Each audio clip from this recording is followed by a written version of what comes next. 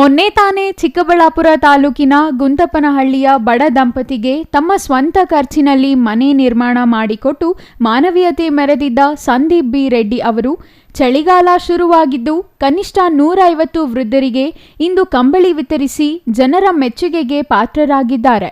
ಈ ಸಂದರ್ಭದಲ್ಲಿ ಅವರು ಮಾತನಾಡಿ, ಚಳಿಗಾಲ ಶುರುವಾದ ಹಿನ್ನೆಲೆಯಲ್ಲಿ ಗೆಳೆಯ ಮಾನಸ ಆಸ್ಪತ್ರೆಯ ಡಾಕ್ಟರ್ ಮಧುಕರ್ ಸಾಮಾಜಿಕ ಜಾಲತಾಣದಲ್ಲಿ ಬಡ ವೃದ್ಧರಿಗೆ ಸಹಾಯ ಮಾಡಬೇಕಾಗಿದೆ ಎಂದು ಕೋರಿದರು.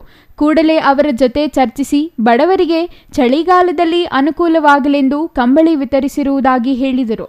ಬದುಕು ಶಾಶ್ವತವಲ್ಲ, ಇದ್ದಷ್ಟು ದಿನ ದೇವರು ನಮಗೆ ನೀಡಿದರಲ್ಲಿ ಒಂದಿಷ್ಟು ಸಮಾಜಕ್ಕಾಗಿ ನೀಡಬೇಕು. ಕಷ್ಟದಲ್ಲಿ ಇರುವವರಿಗೆ ಸ್ಪಂದಿಸಿ ಕೈಲಾದಷ್ಟು ಸಹಾಯ ಮಾಡಿದಾಗ ಅವರ ಮುಖದಲ್ಲಿ ಮಂದಹಾಸ ಮೂಡಿ ಬರುವ ಆ ಕ್ಷಣ ಮನಸ್ಸಿಗೆ ತೃಪ್ತಿ ತರುತ್ತೆ ಎಂದರು. ಕಾರ್ಯಕ್ರಮ ನಾನು 2-3 ದಿವಸದಿಂದ ನಮ್ಮ ಡಾಕ್ಟರ್ ಮಧುಕರ್ ಸರ್, ನನ್ನ ಆತ್ಮೀಯ ಸ್ನೇಹಿತರು, ನನ್ನ ಹಿತೈಷಿಗಳು, ನನ್ನ ಹಿರಿಯರು, ಅವರು ಒಂದು ಫೇಸ್ಬುಕ್ಕಲ್ಲಿ ಒಂದು ಪೋಸ್ಟ್ ಹಾಕಿದ್ರು. ಈ ರೀತಿ ಚಿಕ್ಕಬಳ್ಳಾಪುರದ ಎಷ್ಟೋ ಜನ ವೃದ್ಧರು ಮತ್ತು ಅಶಕ್ತರು ಈ ಕೊರೆಯೋ ಚಳಿಯಲ್ಲಿ ನಿಜಕ್ಕೂ ತುಂಬ ಕಷ್ಟದಲ್ಲಿದ್ದಾರೆ. ಅವ್ರಿಗೇನಾದರೂ ನಾವೆಲ್ಲ ಸೇರಿ ಸಹೃದಯರೆಲ್ಲ ಸೇರಿ ಏನಾದರೂ ಮಾಡ್ಬೋದಾ ಅಂತ ಒಂದು ಪೋಸ್ಟ್ ಹಾಕಿದ್ರು. ಯಾರಾದರೂ ಇದ್ದರೆ ಏನಾದರೂ ಒಂದು ಹೆಲ್ಪ್ ಮಾಡಿ ಅಂತಲೂ ಹಾಕಿದರು. ನಾನು ಆ ಪೋಸ್ಟ್ ನೋಡಿದ ತಕ್ಷಣ ಡಾಕ್ಟ್ರಿಗೆ ಫೋನ್ ಮಾಡಿದೆ. ಡಾಕ್ಟ್ರ್ ಏನಾದರೂ ಮಾಡೋಣ ಅಂತ ಹೇಳಿದೆ. ಅವರು ಒಂದಷ್ಟು ಜನಗಳನ್ನ ಆಲ್ರೆಡಿ ಗುರುತಿಸಿದ್ರು.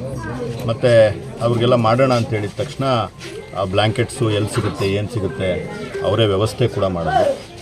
ನಾವು ಅವ್ರ ಜೊತೆ ನಿಂತ್ಕೊಂಡು ಇವತ್ತು ಆ ಬ್ಲ್ಯಾಂಕೆಟ್ಸ್ನ ತೊಗೊಂಬಂದು ಯಾರ್ಯಾರು ಅದಕ್ಕೆ ಅವಶ್ಯಕತೆ ಇದೆ ಅವ್ರಿಗೆಲ್ಲ ಕೊಡುವಂಥ ಒಂದು ಸಣ್ಣ ಅಳಲು ಸೇವೆನ ನಾವು ಯಾವಾಗಲೂ ಏನು ಮಾಡ್ತಾ ಇರ್ತೀವೋ ಅದೇ ಥರ ಮಾಡ್ಕೊಂಡು ಹೋಗ್ತಾ ಇದ್ದೀವಿ. ಈಗ ನಮ್ಮ ಡಾಕ್ಟ್ರು ಆಲ್ಮೋಸ್ಟ್ ಒಂದು 150 ಜನರಿಂದ 200 ಜನರು ಗುರುತಿಸಿದ್ದಾರೆ. ಇನ್ನೊಂದಷ್ಟು ಜಾಸ್ತಿ ಆಗ್ಬೋದು.